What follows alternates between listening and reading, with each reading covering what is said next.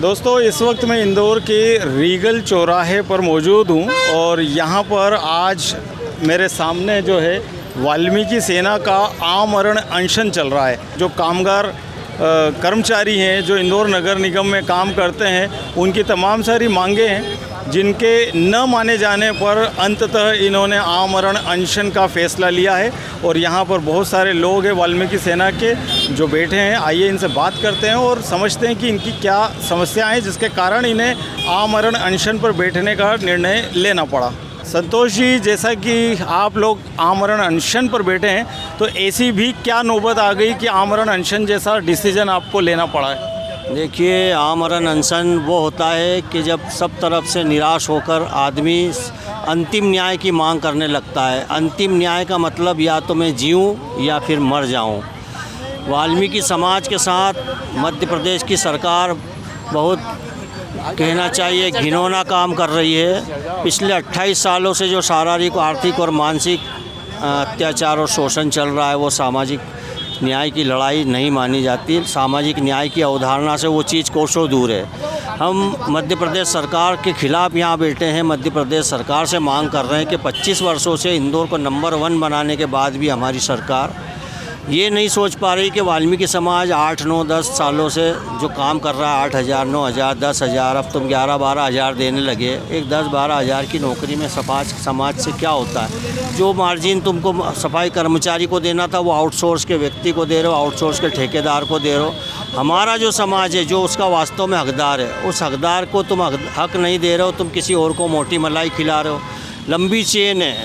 सफाई कर्मचारी जब घर से सुबह बच्चों को भूखा छोड़कर काम करने निकलता है, खाली हंडी छोड़ के निकलता है, तो वहाँ जब वो पहुँचता है तो उसके ऊपर एक सहायक दरोगा वाचिंग करता है, फिर उसके ऊपर एक दरोगा वाच करता है, फिर उसके ऊपर CSI वाच करता है, फिर हेल्थ ऑफिसर आ जाता है, फिर उसके ऊपर अपर आयुक्त आ जाता है, फिर उस पर कमिश्नर महोदय आ जाते हैं।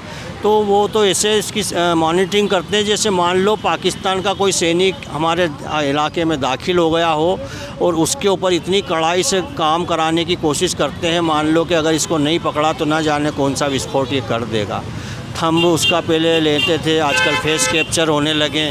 तो इतनी कड़ी उसके ऊपर अगर अन्याय अत्याचार कर रहे हैं, कड़ी मॉनिटरिंग कर रहे हैं उसके ऊपर, तो अगर कड़ी मॉनिटरिंग कर रहे हैं तो उसका फिर उसको अधिकार भी देना चाहिए। परमानेंट के बराबर उसको तनख्वाह देना चाहिए। लेकिन 8-8, 9-9 हज़ार में, 10 हज़ार में काम कराने में अगर सफाई कर्मचारियों पे तुम्हारे ऊपर इतना ज़्यादा मतलब जुल्म कर रहे हो, तो ये तो ऐसे ही लग रहा है कि भाई कोई पाकिस्तानी पे वाच कर रहे हो और उसको मारने की कोशिश कर रहे हो। तो हमारा निवेदन सरकार से ये है कि जो आउटसोर्स है उसको बंद किया जाए। NGO जो तुमने लगा रखे, इतनी लंबी चेन तुम्हारे खुद के अधिकारियों की, NGO अलग से लगा दिया उसके ऊपर, तो उसको बंद किया जाए। साथ ही जो 10 वर्षों से अधिक कर्मचारी काम कर रहा है उसको परमानेंट किया जाए। आउटसोर्स NGO बंद करने के साथ में चाहे जब किसी की भी कर्मचारी की पानी पीने जाए, बाथरूम करने जाए, उसको बंद कर दिया जाता है। जो 20-20, 30-30 सालों से कर्मचारी काम कर रहे थे, वो बेचारे मृत्यु को काल के गाल में समा गए, क्योंकि वो असुरक्षा के वातावरण में काम करता है, धूल खाता है, वो गंदगी, बैक्टीरिया दुनिया भर के उसमें कीटाणु शरीर में जाते हैं। उसकी कि उम्र का बहुत कम मतलब एक वो हो जाता है। और वो जब असमय चला जाता है तो परिवार को ये अपेक्षा रहती है कि आपका कर्मचारी था, अगर वो चला गया है तो भाई अगर उसको तुम न्याय नहीं दे सकते, उसको कोई पैसा नहीं दे सकते, रिटायरमेंट के बाद कोई पैसा नहीं दे सकते, मरने पे पैसा नहीं दे सकते, तो कम से कम उसके घर में कोई एक नौकरी तो दे दो कि जैसा वो मर गया वैसा उसका आने वाली पीढ़ी भी मर जाए। पर सरकार के कान पे जू नहीं रेंगती है। सरकार ज़रा भी इंटरेस्टेड नहीं है, सफाई कर्मचारियों को मानव नहीं मानती है। इसीलिए इन सारी बातों से निराश होकर सफाई कर्मचारी संयुक्त मोर्चा और वाल्मीकि सेना मार्शल कौम ने निर्णय लिया है कि जब तक अब सरकार हमारे लोगों को अधिकार नहीं देती, उन्हें स्थायी नहीं करती, आउटसोर्स बंद नहीं करती और ये NGO का खेल जो बंद नहीं करेगी, तब तक हम लोग खाना नहीं खाएंगे, भूख से तड़प तड़प के मर जाएंगे। ये सारा दोष इस मुख्यमंत्री जी के माथे पे डाल के जाएंगे और सरकार को कोसेंगे वाल्मीकि समाज के लोग कि हमारे लोग मर गए, तुमने हमें परमानेंट नहीं किया। अभी तक कहीं से कोई आश्वासन मिला है कि आगे चलकर हम स्थायी करेंगे या आउटसोर्सिंग बंद करेंगे किसी भी मुद्दे पर? अभी तक सरकार की ओर से कोई भी हमें किसी भी प्रकार की, चूँकि हम लोग पहले भी मुख्यमंत्री जी को, नगरीय प्रशासन मंत्री जी को, महापौर को, कलेक्टर को, संभाग आयुक्त को, श्रम आयुक्त को, नगर निगम आयुक्त को, सभी लोगों को ज्ञापन दे चुके हैं, अंतिम नोटिस दे चुके हैं, किसी ने हमारी सुनवाई नहीं की, जिसके कारण आज ये नौबत आ गई कि हमको रोड पे आकर बैठना पड़ा। क्या अगर आपकी मांगें नहीं मानी जाती तो आप पूर्ण रूप से सारे कर्मचारी हड़ताल पर भी जाएंगे? ऐसी भी कोई सोच है अभी तक? ऐसी 100% सोच है। पूरे मध्य प्रदेश में सफाई काम बंद कराने की प्लानिंग है हमारी। केवल 11 दिन का समय हम इस मुख्यमंत्री जी को दे रहे हैं कि हम 11 दिन तक भूखे मर रहे हैं यहाँ पर।